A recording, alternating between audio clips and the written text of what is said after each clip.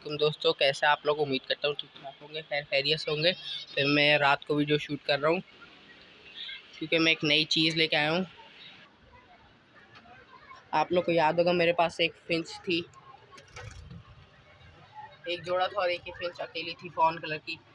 तो आज मैं इसके लिए ये जोड़ा है और ये फिंच है ऊपर अभी। और मैं अभी इसके लिए एक न्यू चीज़ ये लेके आया हूँ कि मैं इसके लिए एक मेल लेके आ गया हूँ, इसका पार्टनर। तो अब ये भी पूरा पेयर कंप्लीट हो गया माशाल्लाह से। ये तो घोंसले में बैठ रहा है, इंशाल्लाह अभी इसको भी नेस्टिंग देंगे तो ये भी इंशाल्लाह पेयर अंडे दे देगा। ये सारी जावा है तो पेयर।